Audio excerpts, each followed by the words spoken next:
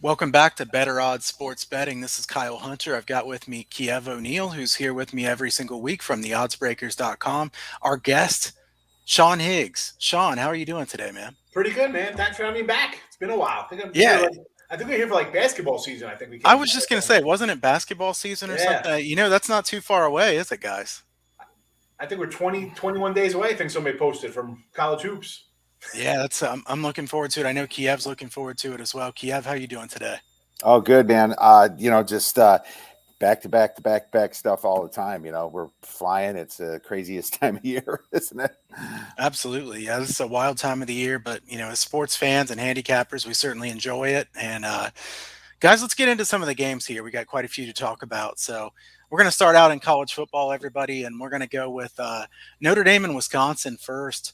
I'm going to let Kiev talk about this game first because, as you see, So Kiev Wisconsin here, huh? is a Wisconsin fan, so he kind of has some inside information here. Uh, Kiev, Yeah, what do you my think about my this? my inside information is they can't score in the goddamn red zone. So is that obvious or no? There's my inside information. Breaking, yeah. Yeah. I called the coach. He wouldn't call me back yet, so I'm still waiting on that. But anyways, I mean, this game as a fan, it makes me not want to touch it. And I know the sharp side was Wisconsin this week, and it kind of pushed the number up. It's at 6.5. I wouldn't be shocked if it's at 7. If it closes, I did put a lean. I talked about this game earlier in a podcast this week, and I leaned to the under 47, but now it's at 45. So, I mean, there you go, and that's how important numbers are, getting them early.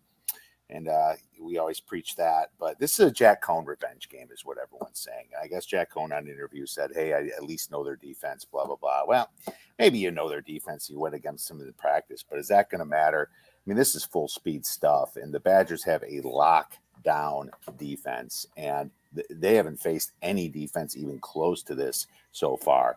And some other defenses, like even Toledo, has given them fits this year. They didn't score a lot against Purdue either.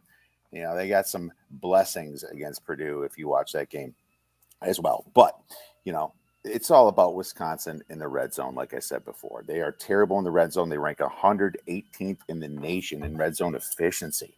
If they can get that monkey off their back, that's where it comes in. Now, the Badgers are coming off a bye. Maybe they fix Graham Mertz's RPO issues where he's fumbling. Maybe they fix him not tripping up his running backs because that's what he's been doing in the red zone. And against that Penn State, it showed pretty bad. On the flip side of things, Notre Dame is a solid team, and they should be getting better. But the way to beat Wisconsin is over the top because they play a very aggressive defense, and I'm not sure that Jack Cohn has the arm capability to do it.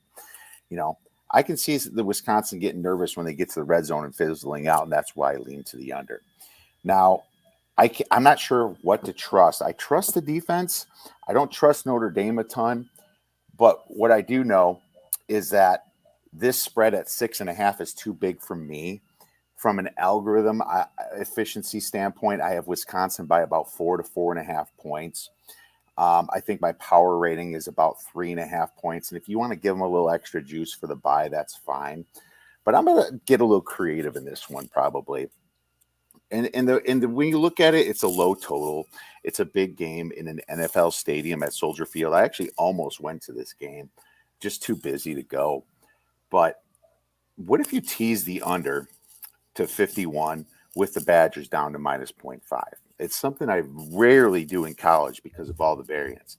But if you're a fan and you want to play Wisconsin, this ain't a terrible way to do it because you're just betting on Wisconsin's defense this way, and you're betting on just Wisconsin to win the game. Minus zero point 0.5, 6.5 right now. So I think that would be okay for about 1.5 stars. But that's my thoughts on this game. Don't want to have too much invested in it. Yeah, I don't like teasing college totals, so that one worries me a little bit. I guess I wonder if you like that, wouldn't you like Notre Dame team total under maybe as well? And I did until it got to 45, Kyle. I actually had that written down for this show. And then now it's at 45, and the Badgers are favored by 6. That brings the team total below 21. Sure. Yeah. Because if it was at 47, the team total would have been 22, I believe, to 20. I thought, well, let me do the math here. 47 would have been Wisconsin, 27 to 20, but no, it would have been 27-21, be 26 and a half to 20 and a half. But now that's lower. It's going to go under 20, I believe, right? Because Yeah. of this higher spread. So, I mean, 2 field goals and 2 touchdowns is really a little amount. So it puts me Had to under it, mute the man. sneezes. But no, team total was a great plan until it got to 45. If it gets back up there and you can get 21, maybe. But and when I'm saying this, it's not like I'm giving this out premium. This is just Yeah. maybe a play for me, and and I'm not sure if I'm doing it yet. So no play in the game as of now. Got it. Sean, what are your thoughts about this game?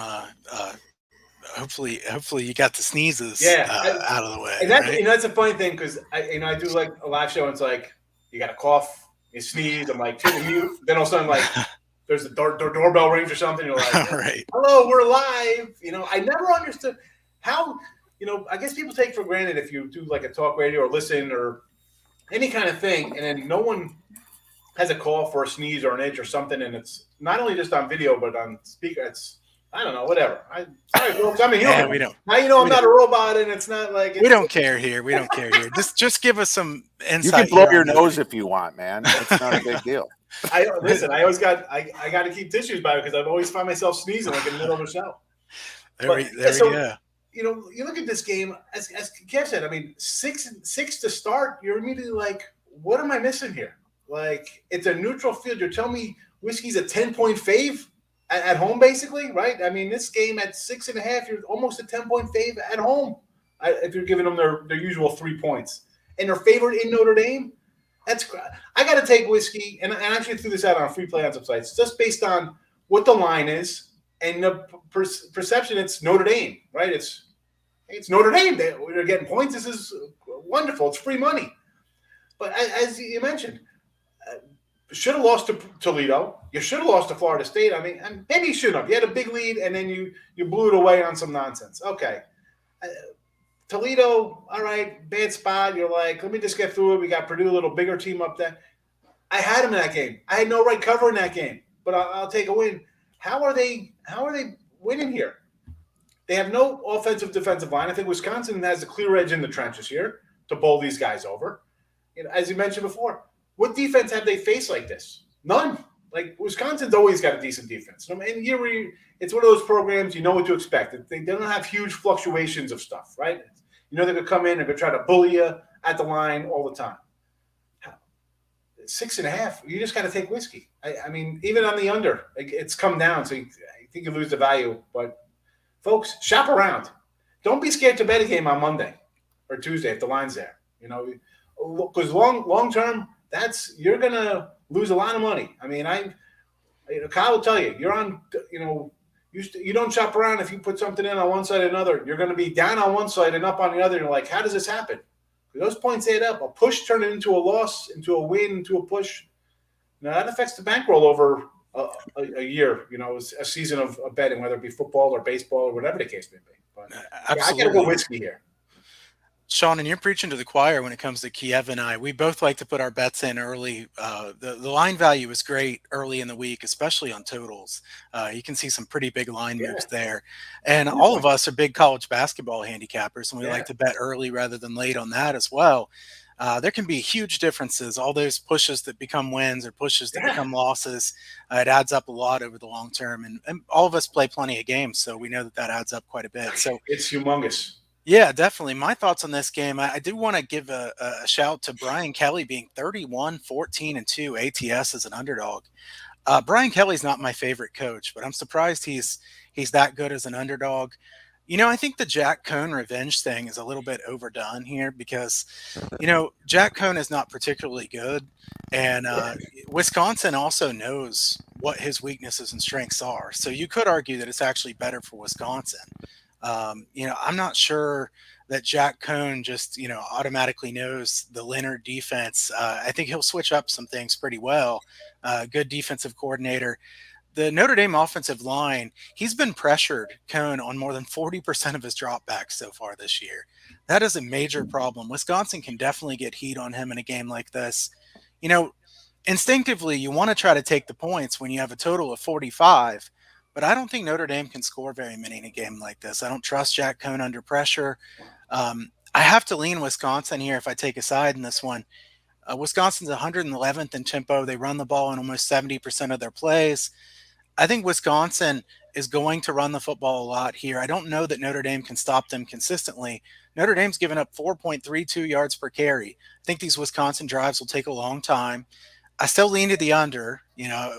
47, 46 and a half would have been a lot better than 45. And that's speaking to what Sean said. That point and a half can make a big difference in something like this. But I still lean to the under, lean toward Wisconsin if I have to take a side here. Notre Dame wasn't terribly impressive last week in that win over Purdue either. They got the cover, but they got outgained. I don't think Cohn played very well in that game either. So Notre Dame, not a team I trust very much here. Let's move on to the next game, guys. Let's talk. And let me add one more thing. Leo Yep. Chanel, the Badgers' second best defensive player, had COVID and missed the first two games, and he's coming back this game too.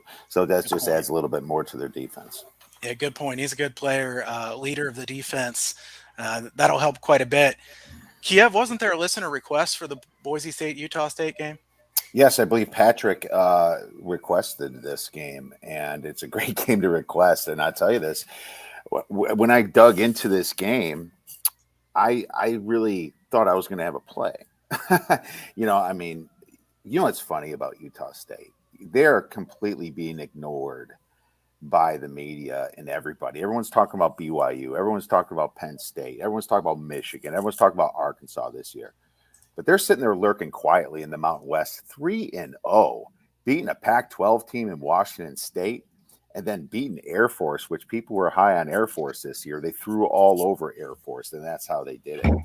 I mean, they really increased their pace there from last year, and Kyle and I discussed this on a podcast before the season started. It was one of our big pace changing teams here. So the problem with this game is the fact that Air Force still ran 6.8 yards per rush. Okay. How the hell do you lose a game when you're running 6.8 yards per rush and you're an option team? That means your defense completely gave up. Well, Boise State's not in that situation. And what sucks about this line, Boise State's coming off a loss at home. That's a rare thing for Boise State to lose on the Smurf turf. They're probably a little bit fired up for this game. So my power ratings have a 6-point spread. The spread's 9, but the matchup really favors Boise State here because they're going to run all over this team, control the possessions. And if they can stop the pass, which they've already played a fast team in UCF, so they're kind of used to it now, that's what really worries me here. I wouldn't be shocked if Utah State does cover, being that they're so good and kind of under the radar right now. Their pace is at 20.29 seconds per play, by the way. That's really fast. But, at the same time, they're a little bit fraudulent themselves because they're minus 0.1 net yards per play, being 3-0. I mean, this spread is sitting at 9 tells you that it didn't go down to 7 for a reason. I'm staying off the game, guys. So I'll go next here. I like Utah State in this one. I think that if you put Team A versus Team B and you didn't have Boise State and Utah State here, the line couldn't be 9 because Boise State has not played very well this year. I think they're going kind of on reputation. Certainly they're capable of winning and covering in a game like this, but I think the upgrade from Gary Anderson to Blake Anderson is about as big of a coaching upgrade as you'll ever see. I mean, what a massive coaching upgrade. Kiev knows that. This is a team that was not well coached at all last year, and now they have a much better coach, a guy, Blake Anderson, who's 49-41 ATS as a head coach, and Logan Bonner is excellent at quarterback. They had nobody even close to as good as him last year. Utah State's 3-0 against the spread, and their average cover is by about 17 points per game. So the odds makers are having a hard time catching up on Utah State. I think this is a really big game for Utah State. I will note, too, the time is just a wild time. This one starts at noon Eastern, which I believe is 10 a.m. their time. So really early start. You could argue who that helps and hurts. That's not really part of my handicap on this one as far as why I like Utah State. I do think Utah State's defense will give up plenty of yards here. Thing is, Boise State's running attack has been terrible this year. They're 127th in yards per carry. I think they will be able to run in this game a decent amount against Utah State defense that can't stop the run. But Utah State's offense, I expect them to move the ball as well. They have 12 plays of 30 yards or more already this year. They rank third in the nation in offensive explosiveness. So even if Boise scores, I think Utah can, Utah State can as well. I know this total's been bet up really hard. This one opened at 63 and a half. I think I saw 70 or something like that most recently. So we see a big line move in a game like this. I don't blame anybody for wanting to bet the over early on, but over 70 would be tough. I couldn't take over 70. A game like this, I have to take Utah State +9. You're giving me a team that I think has a chance to win this game outright. Utah State was my pick outright last week, and that ended up working out. I think Air Force was in a bad spot there. Boise, I wish they'd have won last week. Like Kiev said, I do wish they'd have won last week. They had that kick blocked, and Oklahoma State won the game. But I don't think Boise State's near as good as they have been in past years. I think Utah State's still a bit under the radar. Sean, what are your thoughts here?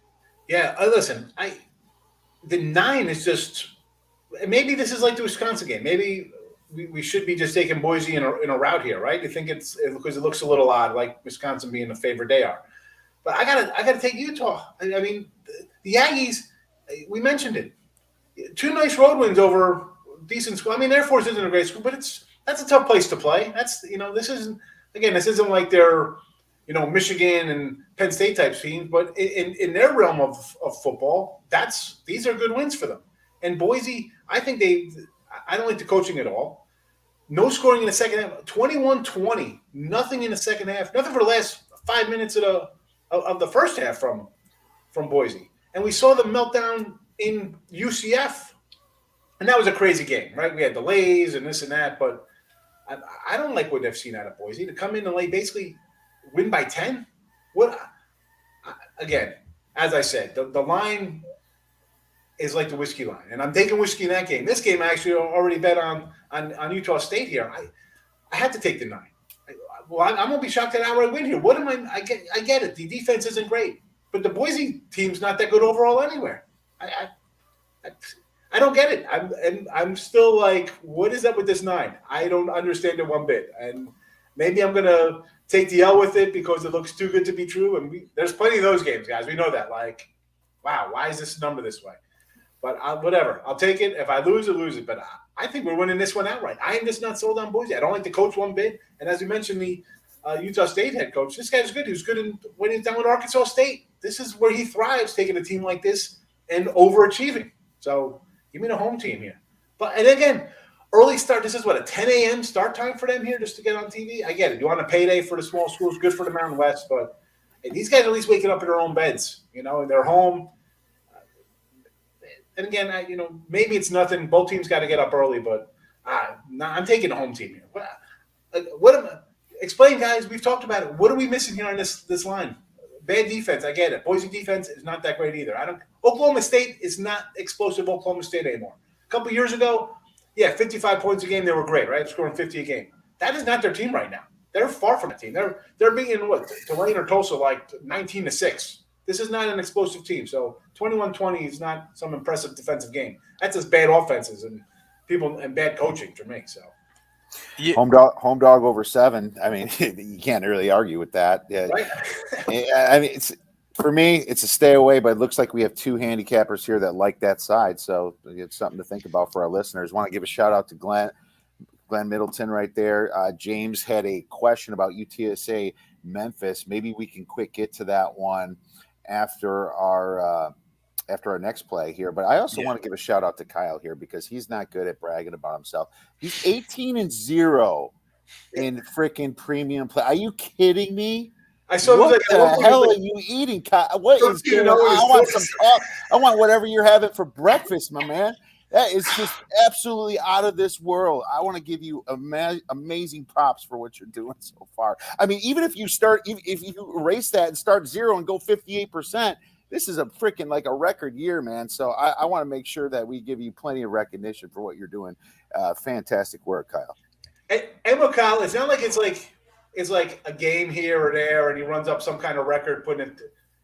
Kyle's like me. He throws out a dozen games. He doesn't care. He likes it. The numbers say it is. We're going to ride it. I mean, I always come on and I tell people, I see total. I said, this guy, college basketball, he's like the total king. He's totals. he's great. I mean, people want to come in and say things about cappers, this and that, and um, Kyle's. I wish I was good at Kyle at totals. I say this all the time. I always give props. I win, I lose. This guy, whenever I look at the boards, I always go through them to see where is he on his totals? Because we talked about getting lines early. College hoops, if you're not getting that total when it comes out, you're losing by 4 points. The line's going to move, and his totals, I'm always like, oh man, I'm like, as soon as I see him on the opposite side, I'm like, it's just a loser. I don't even.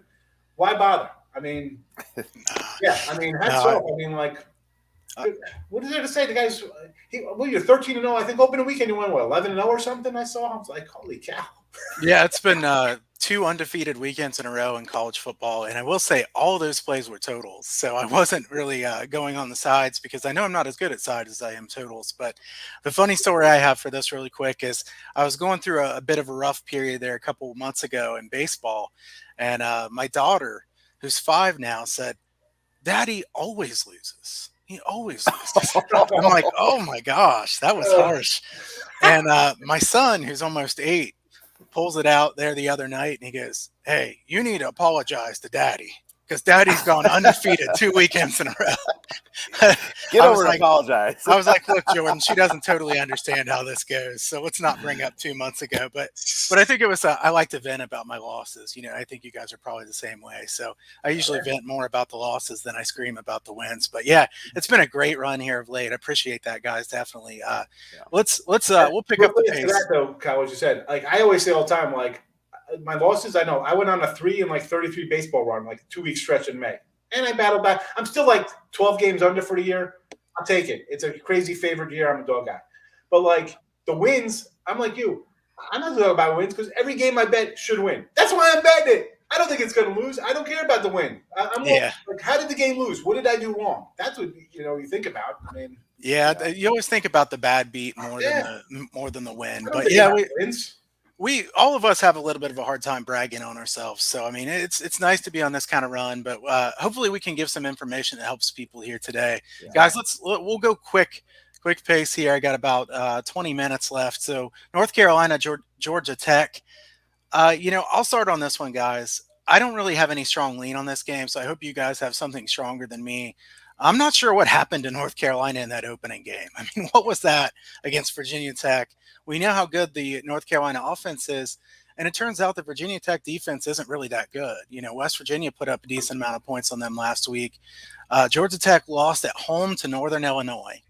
And then last week, they lose 14-8 to Clemson. This is just really weird stuff. Georgia Tech is -9 in sack margin in just 3 games. They've allowed 11 sacks, only have 2 sacks. They're plus 0.97 yards per play margin despite being 1-2, so not a bad team. North Carolina is 8th in offensive explosiveness. Georgia Tech is 13th at preventing big plays, so something has to give in this one. Sean, I'll go to you first. What do you think about this one? Yeah, I guess the Georgia Tech, they must be taking Kiev's, 85 Bears defense, 14-8. I mean, not that I have like strong opinions on this, on either of this. I would look at the under because let's be honest. All right, you got 59 in back-to-back games versus Virginia and Georgia State, but are they putting up another 55? Listen, Sam Howell's good. Maybe in the first game, it was one of those spots everybody's betting North Carolina because they're high on him. He's supposed to be the top pick in the draft, and they come out, lay a little bit of an egg. Georgia Tech offense, you scored against Kennesaw. That doesn't count for me. That doesn't count. But you lose 22-21 or whatever to Northern Illinois in the 14-8. I'm going to go under to 63. North Carolina, should they cover? Yeah, let's be honest. This should be 38-10. But for me, for the show here, let's go under to 63. It looks a little too high because I'm not expecting much out of Georgia Tech. And the defense, listen, Clemson – what is this team about? Because they had a tough time against Georgia. We know they have a good defense. Tech's defense, is it that good? Maybe it's somewhere in between. Maybe a little good, no offense. So give me the under 63. So, I mean, as a Badger fan and a North Carolina fan, I wish we had one preseason game before we started the season, I guess. I mean, that's kind of how it comes in. It's like we had that bad loss to Penn State. And it wasn't a bad loss, but we did outgain them. And then North Carolina had no business losing. But here's the deal here. What's the spread if that Clemson game didn't happen, right? I mean, seriously, what's the spread? 19? Yeah. 20, yeah. 20. And this is more about Clemson than what Georgia Tech is. North Carolina really improved since that bad start. They blew out Virginia. They blew out Georgia State. Virginia game, I actually kind of was on them from a contest standpoint, and I lost it. And Virginia, I thought showed pretty well against Illinois, and man, it just got absolutely beat down. I think kind of Sam Howell over there got his groove a little bit, but it's all about the overreaction here to that Clemson game. Georgia Tech has no business being not 2-3 score touchdown type dogs here to this team. And what's even better, even though this is a 9-minute drive to Mercedes-Benz Stadium for Georgia Tech, this is still an advantage for North Carolina because they're probably going to have 40% of the fans there. They probably circle this game as a trip. Nice little weekend thing, fall break for the kids, go out to Atlanta, have a little fun. There's going to be plenty of North Carolina fans, and it's in a dome, which kind of favors that speed offense that North Carolina has. Imagine being Georgia Tech right now and just being that close to beating Clemson. How are you going to get your ass up for the next game is what I say. Huge letdown issue here. I am easily taking North Carolina here minus 12.5 here. And that's my free play. I think it's going to be an easy time for us to watch this one. Yeah, Nice. Good points. Nice. So let's cover real quick UTSA and Memphis. I know you guys didn't really get ready for that game, but we can always talk any game on here. I looked at it. So, I mean, for me, Memphis is overrated completely. I had no business winning that last game. My only when I looked at this game, I just have Conference USA that much smaller than the American Athletic Conference, and that's why my power ratings didn't match up. My power ratings is more out of the 4.5, 5, and this thing opened. I was like, geez, I wonder which direction this line's going to go. Well, I kind of thought probably UTSA because everyone's on to UTSA this year, and this thing got all the way beat down to 3. I don't like Memphis's quarterback. He's got he's a freshman, 5 touchdowns, 5 interception ratio. But at the same time, this spread went even lower than my power ratings. My power ratings say to take Memphis, but I don't trust it here. UTSA is still not that good of a team. I mean, they're a good team, and they might win Conference USA if they can beat UAB or Marshall, but that's a big if. And I still think that the American Athletic Conference is better. This is a good spread. I'm staying off it. Yeah, my quick thoughts here on this one. UTSA, a team that I'd like to back. I like Sincere McCormick a lot. What a running attack UTSA has. I want more than 3 points, though, kind of like what Kiev was saying. And, if this was 4 or 4.5, I'd take UTSA in this one. I have to pass at this. I guess slightly into the under at this high of a number, but I'm not excited to take a Memphis under. Memphis was very fortunate to win last week. There were some terrible calls in that game. They had like 250 yards of offense and still put up 31 points and won that game. I don't think Memphis is very good, so they're a team I'd like to fade going forward. It's just the market has already kind of bet against them here. So, Sean, do you have any thoughts on this game? Yeah, I'm a San Antonio guy. I like this whole team. I had them against Illinois last week. I liked them. I also had the over there. Didn't get there. Memphis just beat SEC team. Now you're playing little guy. Come on. San Antonio outright for me. I think San Antonio has a real chance. Yeah, this is a good little team, and this is a good step up game for them. And remember, that's a bad spot. You just beat an SEC team, and now you're playing UT San Antonio. Yeah, and you can get that's for sure. You can get plus 130, plus 135. I do think it's probably worth taking a chance there on the money line in a game that I feel like is probably more of a 50-50 game. So, I think that's good. Let's take the 3 and hope they lose by 2. No, right. Yeah, let's go. yeah. So, guys, I think that's it for the college football. Let's switch over to the NFL here. We'll start Packers 49ers. This is a really good game here on Sunday night. I'll start us off on this one. I don't know how either team really stops the other team in a game like this. So I'm kind of giving away that I like the over right away. I think this is a game where both offenses have a big advantage. If you look at Kyle Shanahan's teams against the Green Bay Packers defense, they have scored a lot of points every single time they've played them. Yeah. So the Packers have not proven they could beat them. You say, okay, well, the Packers have a different defensive coordinator. Their defense looks worse this year. So I don't think that, I have very much confidence in the Packers stopping them here.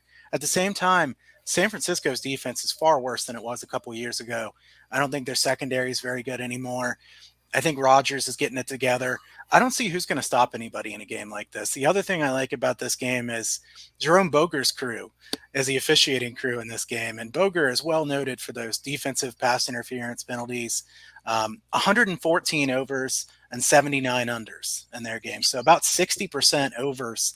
Now, we know this is played at San Francisco, and this has generally been an under venue. So that's the only caveat I have for this one. But, at this total, sitting, what are we, about 50 here, 50 or 50 and a half.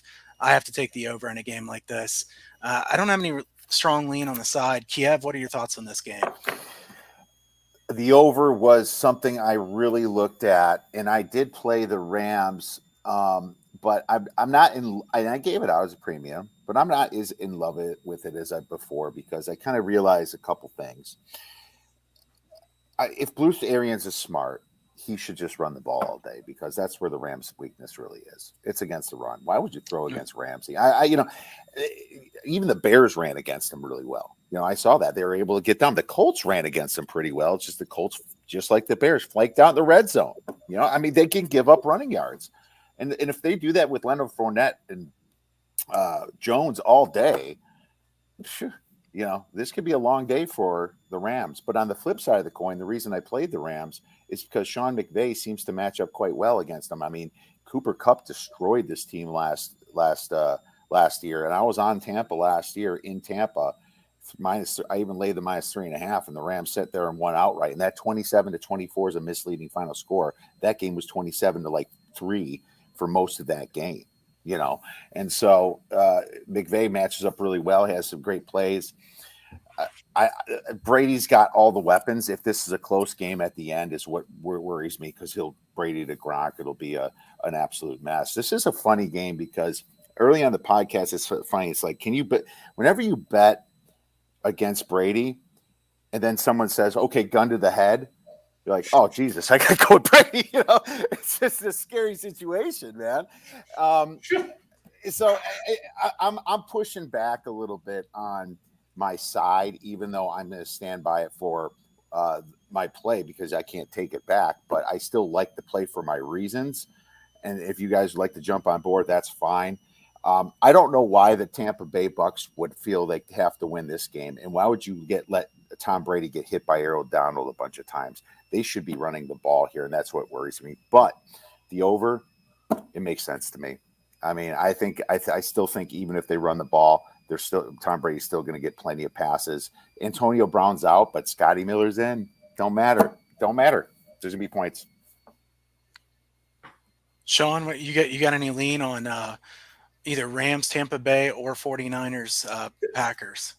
We'll start the Ram. I'm thinking just over. I'd have to think over in that game, right? Because the Bucks offense doesn't look like it's missed a beat, and the Rams, that's McVay's baby, right? He's an offensive guy, so it's just 1.5. I got sidewise no opinion, but I'm looking at the over. And Green Bay, San Fran, again, this is a coin flip. At first, I wanted to take San Fran. The line opened up at 3.5. It went up to 4.5.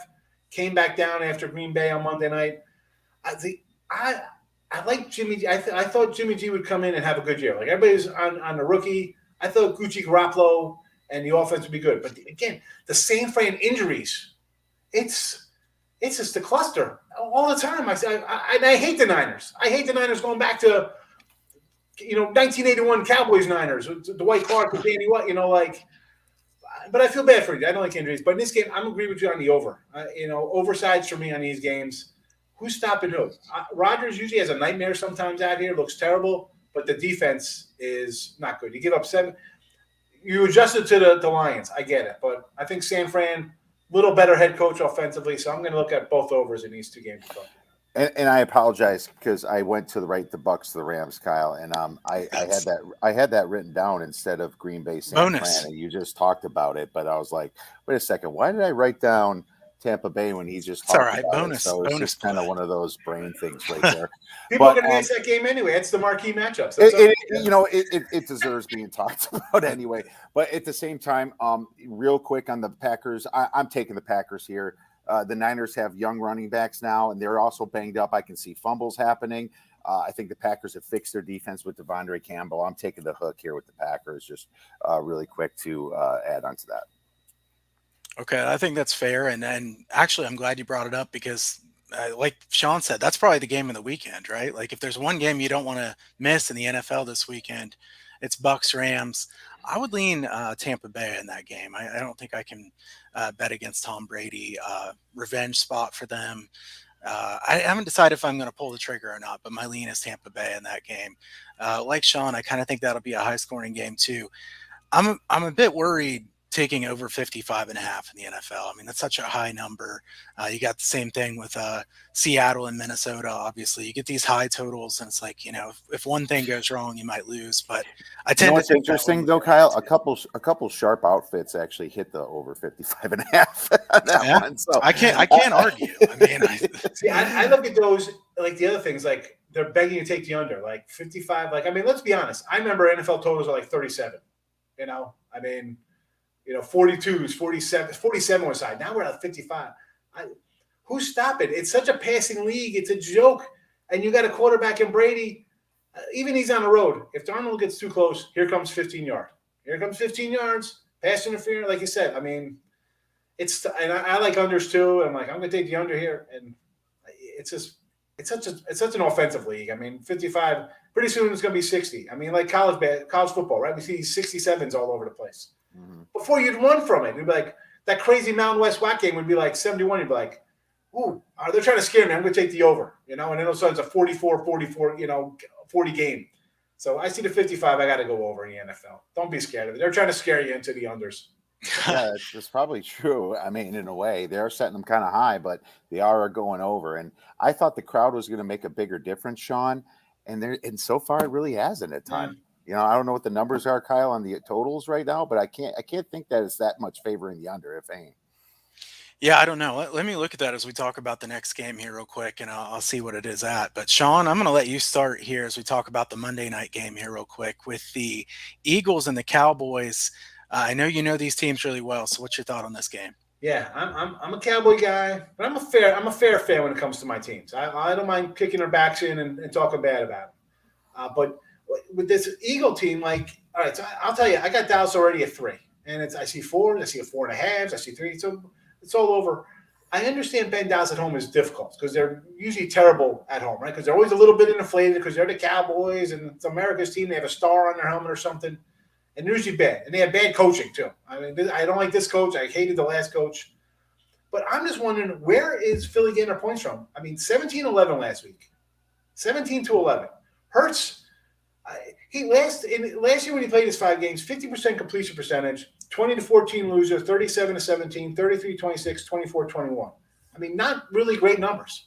He doesn't have good numbers. He's got 70% completion this year because he had a great game against Atlanta, who – let's be honest, their head coach looks like he's totally overmatched out of the gate in game 1. And I thought they'd be better. This line, good luck stopping the Cowboy offense. Because last week that game went under by a miracle. That game should have been over in the first half the way they were playing out of the gate, right? It was touchdowns back and forth and an interception and fumbles, this and that, turnovers. There's no way the Eagles are keeping pace here. I don't care their defense might be a little good. But we mentioned the Niners offense, young backs, they're a run-first kind of team. They're bringing in their backup quarterbacks to run trick plays and nonsense and stuff like that. Dallas isn't doing that. They're going to bludgeon you to death. They got 2 good running backs. We know about the wide receivers. Offensive line's healthy. How are the Eagles scoring? I don't know. Give me the Cowboys here. And one last thing, the Cowboy defense they couldn't be any worse than they had been last year or the year before that. So getting a 0.25% better, the defense would have been better. And they're definitely better. So I can't like the Eagles here. So my thoughts are both teams are so banged up. I mean, on the injury report, Amari Cooper's even questionable right now. I think Amari's going to play, but Gallup's out. Yep. I mean, that leaves who? One of their receivers, Lee or whatever. Man, this is a tough situation here for I think both teams. I think Dallas really benefited from Tony Corrente's officiating crew. Their line seems to be better, though. Their offensive line is better to me than it was last year. I'm noticing that. losing DeMarcus Lawrence is just a massive freaking slap in the face. I got to lean to the under here, even though I just don't. I just think the Eagles are going to dumb it down. You're going to see a lot of Jalen Hurts running the ball. Maybe even a Jalen Hurts rushing prop might not be a bad idea. But here's the thing: my power ratings have it on the number. My power ratings have it at -3.5. But if I think Dallas is a little bit more injured, so maybe the spread should be 3. But I'm just going to give a lean to the Eagles at 3.5. Kyle. Yeah, I have no strong opinions on this game, so I'll just say that I think that Cowboys game should have been so much higher scoring last week than it was. That was my loss on Sunday was Cowboys and Chargers over. Every time there was a big play, Corrente's crew called it back. There were so many of those. It's like, just wait for the flag. It's coming. So he had to pay for his new Teslas for his family or something. I mean, it was. Gosh, man, it was ridiculous. Just every single play, okay, there's got to be a flag. I think that the Cowboys offense is going to be hard to contain for the entirety of the game. I think they've looked pretty good this year. I don't know what I'm going to get from the Eagles. So if I had to bet a side here, I'm going to lean with Sean's side here and lean toward Dallas. I bet I'm going to pass on this game, honestly, as far as releasing a play, just because I don't know if there's that much value. Like Sean said, he got a better number here, and that's really key. Obviously, getting the 3 in the NFL, you can't get much more important than that. So that's a great number. At 3, I would have liked Dallas. So that's the thing. Get a good number, do the best you can, pay attention to these. I know all of us look at the odds board a lot. I constantly have that thing open. But also, hey, listen, tell the people, you don't got to bet it because it's Monday Night Football, folks. Right. I mean, people, people, well, who do you like today? Well, just because there's a Friday Night Football game doesn't mean I'm betting 4 games because there's 4 games on TV. You don't got to bet it because it's on TV, folks. You don't have to do it. No. Yeah, go do your laundry or something like Sean's going to do today. Yeah, I remember, you guys are older cats. Back in 96, you'd have like maybe 7 games on TV all day. You could just come in and blindly bet like ESPN dogs back in the day for college basketball and football. Good luck now. ESPN, ESPN2, Fox 2, NBC Sport. There's a plethora, MSG. Every channel has games on. You can't do that anymore. You can't just bet games because it's on TV. There's 67 games on national television. You'll be broke in one day. Yeah, that's true. It's true. We always want to pick our spots. Bankroll management, very important. Guys, let's go to the underdog to win outright here this week. Kiev and I always love doing this segment. We take a dog of 3.5 points or more that we think has the best chance of winning outright. Sometimes we're a little more gutsy. We take those 9 or 10 point dogs. Sometimes we go with the 4 or 5 point dogs. Guys, I'll start this week. I'm going to go with Arkansas over Texas A&M.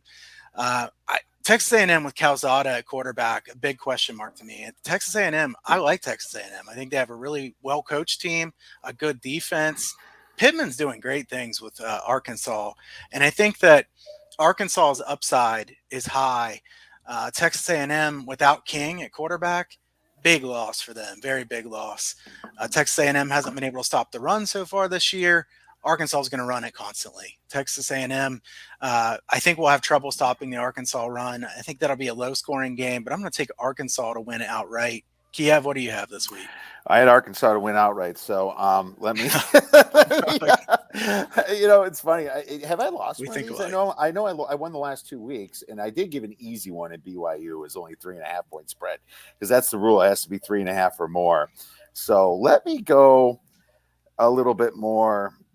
I'm going to go a little bit more under the radar. I'm going to go with Florida Atlantic. They're, I believe, about +4, +4.5 against Air Force. I think they have a great shot to win outright because they replace they actually keep 6 of their 7 front 7 from last year. They played Georgia. This group played Georgia Southern twice over the last year. So they played the option before. And I know Air Force does some gadget plays as well, but FAU is a better team than people think. And they have really been killing it in stopping the run lately. I like what they're doing there, and I think Air Force possibly could be handed their next loss. And with N'Kosi Perry there, transfer from Miami, he's 7-0 touchdown to interception ratio. So just off the top of my head, that's your play right there. I like FAU possibly to win outright. Yeah, we tend to think quite a bit alike on these, Kia. This has happened quite a bit where one of us has the same as what somebody else did, which Yeah. I like that as well. It's good company. So, Sean, what do you have this week? Gonna roll in a little Kansas State Wildcats. All I'm right. expecting a huge game from Michael Bishop today, 6 touchdowns. Wow. You know, you think about K State, and they're always kind of like that ugly defensive team, but they put up 30 their last 2 weeks. All right, Southern Illinois, but listen, Nevada, nice win. They stymied Stanford out of the gate. But Oklahoma State, I've said this before about them. This team is not the offensive juggernaut it was. 21-20 in Boise. Good defensive battle. Before that, the Tulane game was Tulsa game, 28-23. Again, no right win in that. They should have won that game. They play down to teams. This is a big get-up game for K-State. The coach, again, he's still laying the roots here, right? He's still playing the foundation. Still, second year here, third year here, coming from FCS where he had great success. So I'm taking them. I know they have quarterback problems. The guy gets hurt all the time, but the coach finds ways to win. And I'm getting a nice little number here at 6. Hopefully they win outright, but I think we at least get to cover here. Your guys, you might get outright wins here. Me, I'm just hoping for a cover because I don't think things go off the rail here. I get a hurt quarterback, and then then things go bad. Things go bad off the rails. But, give me the +6. You lose a quarterback in college football, things definitely don't look pretty no matter what team helmet you got on. Nice. Yeah, I get that. I think that one. Kansas State's live there. I think they definitely have a chance. Kleiman's been great covering the spread. I think he's 16-7 against the spread or something like that at Kansas State. A great coach. And if you're giving me points against an Oklahoma State team that, like Sean said, they really can't score anymore. Spencer Sanders can't throw the ball around. They're running the football.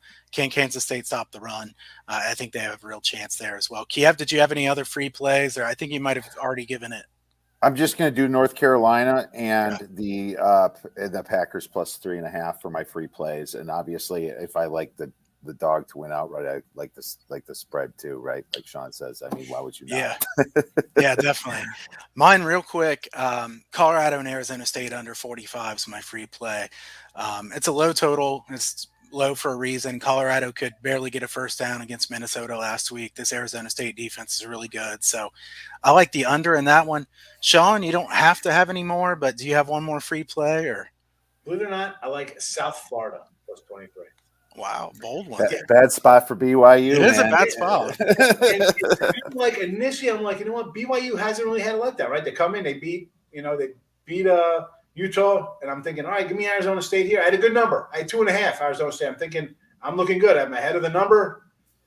And again, folks, you talk about getting down early. Doesn't mean you're going to win when you have a good number because BYU got it done again. But they got Utah State up next, so more of a rivalry game. In South Florida, I had them week 1. They get demolished. Week 2, we get a miracle cover. I need them to hang within 20 here. This is for me. This is like a backdoor kind of spot, hang kind of tough kind of game with them. For BYU, it's kind of like, all right, maybe we play down. Another big win for us. Are they going to come out and 24 is a lot of points? I know it's a tough travel for South Florida, but I'm going to take the 23 here. I think we get in. I think we get in the number here. Yeah. All right. That's a bold one, but I don't hate it either. I'm going to stay away from that game in general. Just weird travel, but also a bad spot for BYU. So the travel worries me, but it's just the spot. 2 big wins, right? You beat Utah, Arizona State, a ranked team you beat, and then you have Utah State, another rivalry game on deck. So yeah. Well, guys, I've enjoyed the show. Sean, why don't you let everybody know where they can go to find your information? Yeah, roll on to real_Higgs. Come say hello on Twitter. I think I'm on Kyle's site. I'm easy enough to find. Look at the size of his head. Come on. I think where's Waldo? Come on. I'm easy. Come say hello. It's all right. But listen, you're buying picks at Kyle. The guy's red hot. I mean, we're gonna tell you come. Yeah, I'm having a good run. I'm nowhere near Kyle right now. Ride the hot people, folks. If you're betting and you're buying picks, people go up and down. It's streaky. It's tricky. You got to ride it out. You gotta watch your bankroll, pull back, maybe go a little harder, not too much. Just get out this weekend and make some money. Very simple. I appreciate it. And Sean does a show also. So tune into his video. You can get the link there from his real_Higgs on Twitter. Check Midday money. I do a daily show every day. Saturday, it's like 11:15 a.m. money because it's you got to do it before the games, right? So I roll out a daily show. It's fun. Right. Have some laughs. I sneeze. I cough. That's all right. We're looking for winners and good information. There Kiev, you what's go. going on at the odds breakers? Oh man, everybody's having a great start so far at the Odds Breakers. Makes me so happy. But we're all about just support for us. If you like what we're doing, if you're getting information and you want to support us, you become a member. With us, we're all about giving the plays when we make them. I think it's important to get early and late and things like that. And I think that's how the business has changed a little bit. So please feel free to check us out at the Odds Breakers. Otherwise, we have free picks too. I mean, if you can't afford to pay for picks and just want to kind of get into the industry, we try to teach you as much as possible as well. I recommend checking it out if you haven't already, and go over to huntersportsfix.com for my free plays and also my premium plays. Got the season pass up for $4.99 the rest of the year for college football, $6.99 if you add in NFL. So check that out if you haven't already. Got the free picks newsletter over there at huntersportsfix.com. I'll send out a free pick here tonight for tomorrow, and then also Saturday night for NFL on Sunday. Bet US College Football Show. You can check out that I do twice a week as well. Some great content on there. So, guys, appreciate it. Sean, we appreciate you coming on. It Thanks was a for lot of having me. fun. And Thanks, Sean. Anytime, everybody, guys. we'll see you back next time on the Better Odds Sports Betting Show.